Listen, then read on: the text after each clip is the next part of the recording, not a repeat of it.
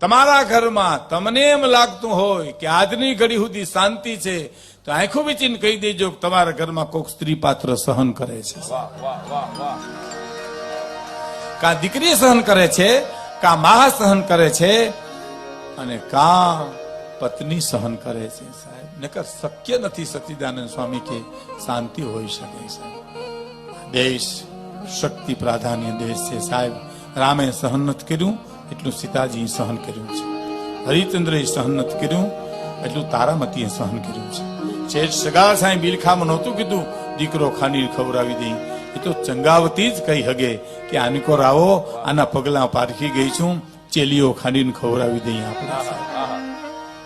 અને દેવાયત બોદર તો ચિઠ્ઠીમાં બિહારીભાઈ એટલું લખી શકે કે આવેલ માણસોની સાથે જે દુશ્મનને મોટો કર્યો અને હણગારી અને મોકલી દેજો આયરાણી, પણ રાહ રાખતા વાત કરજો સાહેબ.